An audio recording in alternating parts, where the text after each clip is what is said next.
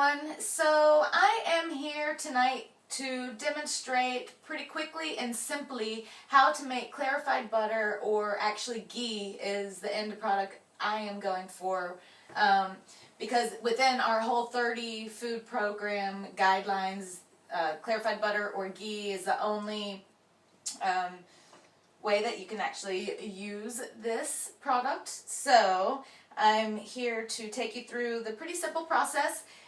Ghee is actually the butter that has been clarified and taken to a more flavorful, cooked, nice brown step in the process. So you'll see how that works. Ghee is a traditional Indian cooking fat, so you'll find that in Indian cuisine, and it is often referred to as liquid gold and food for the gods and whatnot and so on. So basically, to get started, I'm just taking a nice big block of Kerrygold, and most recipes that you see always say use unsalted butter for clarified butter, or you must start with unsalted butter. Well, I'm not. And I'm going to show you that it's okay if you don't have unsalted butter. You can still make clarified butter or ghee. The only difference is you're going to get the salt settling out with the proteins. There might be a little left in the butter fat at the end, but I have never really seen a significant amount of salt come out because we're separating the butter. We're separating the water. We're boiling the water off and separating. The whey protein is going to rise to the top. The casein protein, the milk proteins are going to settle down to the bottom, and the lactose will settle to the bottom. And I find that the salt goes with the protein, so it'll be on the top or on the bottom. And then we skim that off. We pour off our solid butter fat, and then we discard the browned bits in the bottom of the pan. So I see no reason why we can't use salted butter, and I'm here to prove that. So, starting with nice grass-fed Kerrygold butter, I'm just going to unwrap that here. And it's room temperature. Doesn't really matter if you start at room temperature or refrigerated, because we will be melting it. It's probably easier if it's easier to cut, actually, if it's refrigerated, because now this is really soft. This would be good spread on bread right now. You know what? Yep, this is nice and really soft. So I'm just going to go ahead and add it to my pan, because this isn't cubing like it would straight out of the refrigerator. So I'm just going to slide that in a nice heavy bottomed pan, because we don't want to burn this. And I'm going to turn my heat on to medium-low just until it gets melted, and then you're going to keep it on low the whole time while the butter just melts out. The point here is, again, we're trying to separate the components of the butter. So we want the milk proteins and lactose and salt to sediment out to the bottom. The water is going to boil off through, and we'll get rid of that through evaporation. And then we'll have a layer of whey protein on top that will skim off and then filter off, and we'll be left with delicious, flavorful ghee or clarified butter. So I'm going to get this melting, and then we'll show you what it looks like. So what we have here is the butter has melted down. I have it set to very low heat, as low as my stove will go, and this is going to vary per cooktop and what the weight of your pot is. But anyway, you see the bubbles and the foam, the skimmy, the scum on top. That's the whey protein, and it's actually probably going to have a fair amount of salt in it as well. And then the bubbles coming through is the water, the moisture being driven out of the butter, because butter, I think, is only like 80% fat, maybe 20%, 15 to 20% water, something like that, I used to know. And then we've got the little bit of milk proteins, and lactose is maybe the remaining like 2 to 5%. But actually salted butter probably has about 2% salt. So that is going to settle to the bottom. So it's probably been about 5 minutes, and this smells really fragrant and buttery, and it's still bubbling away. The water is still being evaporated off, boiling off. But because I'm standing here and I want something to do, and you may feel the same way while you're clarifying butter, you can go ahead and start removing the scum, the whey protein. So you can just skim that off. You don't have to do that now. You could just leave it, but I just figure I might as well do it. In French cuisine, they call this dépouillage, which is skimming the scum.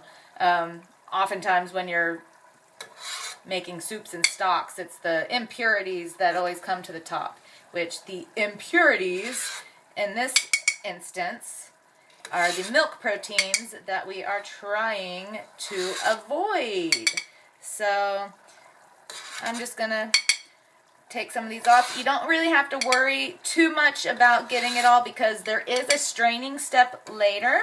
We'll be straining it. You can strain it through a butter muslin or cheesecloth or coffee strainer. I've got a couple of tea bags that I've got a lined little bitty strainer with, and so once this has finished boiling all the water off and browning the proteins in the bottom, I'll strain it through here into my jar and be left with just the liquid gold portion of our ghee. But anyway, so yeah, I'm just going to sit here and dépouillage while this bubbles up. And don't be alarmed, you're probably going to lose about 25% of your butter in this process because you're losing the water portion, you're losing the sediment, and the stuff that you have to scrape off. So if you need a specific amount of butter for a specific recipe, make sure you estimate, you think about the fact that you're going to lose about 25% of what you start with in this process. Alright, we'll be back in a few. Okay, so now you can see all the little bitty bubbles accumulating, and it's actually producing a foam. And I think, in my opinion, this is the main difference between trying to do this with salted versus unsalted butter. All the moisture at this point has been driven off. Like this is the last little bit, and the salted butter actually foams a little bit more than if you were using unsalted butter. But there's nothing wrong with this. I'll turn the heat off at this point, but right now it's actually browning the milk proteins in the bottom because finally all the moisture is gone. So this is where we're developing that rich, delicious flavor of that ghee. So it's kind of that browned butter flavor, nutty, really sweet aroma. This is going to be delicious. But at this point, when it starts to get all foamy like this, you can't see how dark it's getting on the bottom, but just kind of let it go. And then I'm going to turn off the heat at this point because there's nothing else coming out of this. And we'll skim this layer off and then pour off the liquid. I let that really thick foam, well, I skimmed a little of it off, but then I've just kind of let it settle down again so that it'll be easier to remove. There are several ways that you can go about removing this, but I think just let it settle down, and you can see it's a nice kind of rich, dark, golden color underneath there. I probably could have let it go even longer for more of a nutty ghee flavor, but you can see some of the whey protein actually did brown as well. It caramelized a little bit, and again, that just contributes to making this even better than butter. If you can imagine, and if you could smell this nice caramelly sweet aroma, it is so good. So this is also the same thing as like drawn butter. You'll also, often hear of drawn butter, clarified butter, and ghee. They're all kind of the same thing. Ghee has just been taken to this browned butter stage. So you don't have to worry about getting all of it because I am going to strain it through my double tea bag strainer into a nice clean jar. I use olive jars or even coconut oil jars. Right now I have what I have here. So I'm just going to now take this little bit and pour it right through very carefully right into my jar. And again, this pot is not meant for pouring, so try very cautiously to actually not get too much on the countertop. We don't want to waste this. This is a precious resource. It took in all about 20 minutes maybe to get it to this point. And again, this residual whey protein and salts on top will just be filtered through.